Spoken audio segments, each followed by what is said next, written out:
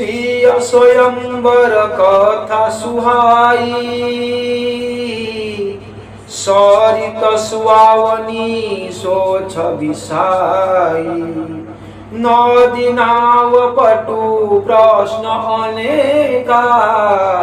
नमस्कार, जय जगन्नाथ बंधु माने शुभ संध्या समस्त को।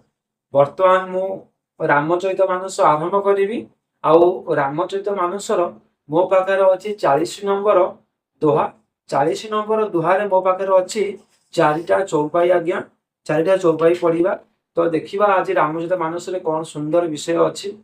तो वर्तमान आम गुरु को प्रार्थना करवा तापर आरंभ करवा। गुरु ब्रह्मा गुरु विष्णु गुरुदेव महेश्वर गुरु साक्षात परम ब्रह्म तस्मै श्री गुरवे नमः। मु आपण मानू कौन करी 40 नंबर दोहा शुणी। बाल चरित बहु बंधु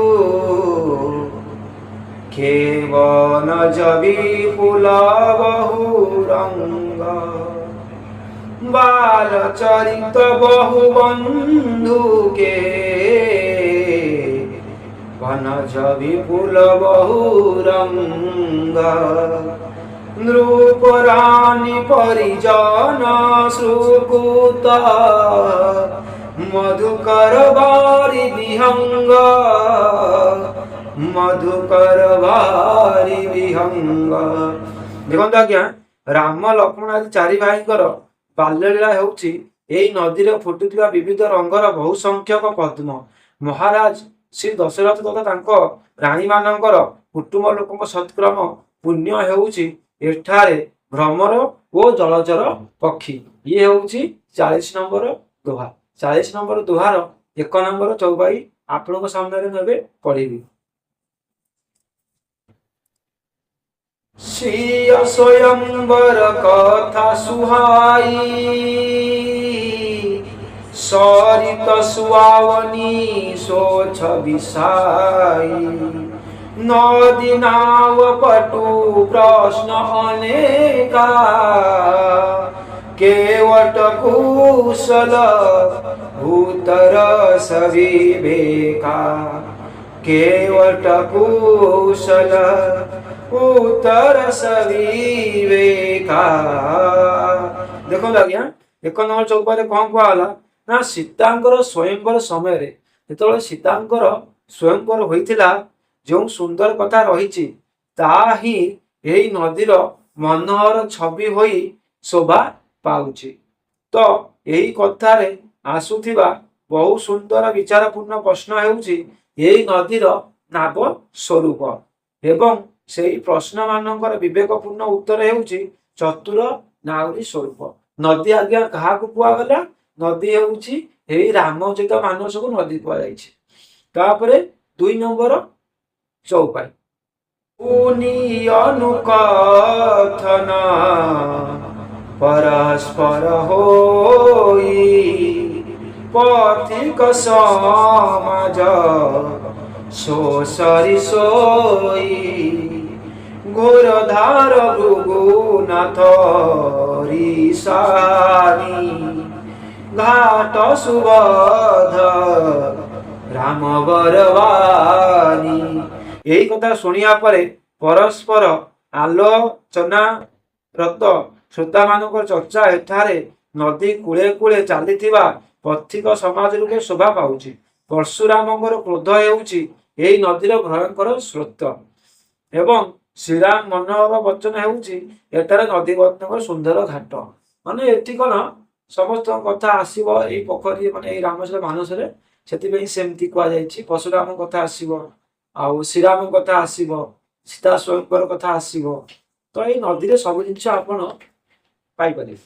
3 नंबर चौपाई सानुज राम विवाह उत्साह सो शुभ मग सुखद सवकाहु। कहत सुनात हर सही फूल काई ते सुकृति मन मुदित नहाई। श्री राम जय राम जय जय राम, श्री राम जय राम जय जय राम। देखो आज्ञा भाई मान समेत श्रीरामचंद्र विवाह उत्सव हेउची एही पथारूपी नदीर कल्याणकारी तथा समस्त को सुख प्रदान करुवा उज्जसित प्रभाव। यही कथा कहिबार और शुणिबार जो मान हर्षित और पुलकित हुअन्ति सेही माने एही नदीर प्रसन्न चित्तरे स्नान करिया पई पुण्यात्मा पुरुष। तापरे हमर अछि 4 नंबर चौपाई, शेष चौपाई आज्ञा पढ़िबा। राम तिलक हित मंगल साजा, परव जोगो जनु जूरे समाजा। काई कुमति के आई केरी, परिजा सुफल विपति घनेरी। श्री राम जय राम जय जय राम, श्री राम जय राम जय जय राम। देखंतु श्रीराम राज्याभिषेक निमंते जो मांगलिक साजसज्जा होइथिला ताहा जानतु सर्व समय रे नदी तट एकत्रित होइथिबा यात्री समुदाय कैकईक दुर्बुद्धि हेउची एही नई कूलर शिउली, जहा फल कि एथिरे भीषण विपत्ति घटी जाइथिला। प्रथमे एथि गोस्वामी तुलसी संक्षेप में कही देउचंती कि एही रामचरित मानस रे कौन कौन विषय आसीबो। राम लक्ष्मण का विषय आसीबो, सीता स्वयंवर आसीबो, दशरथ का विषय आसीबो, कैकेयी कथा आसीबो, सब विषय कही देउचंती फास्ट संक्षेप रे, तापरे विषय आरंभ हेबो। तो आज मु भाबुची आपण को 40 नंबर श्लोकटी शुणी आपण मैंने संपूर्ण शुणी चैप्टर चौपाई थिला। तो एठी मु विदाय नेबी आपण मानक ठारू। पुणी काली के देखा 41 नंबर धुआ सहित रामचरित मानस रे। आज मते समय इच्छा देलानी, रहुची आज्ञा।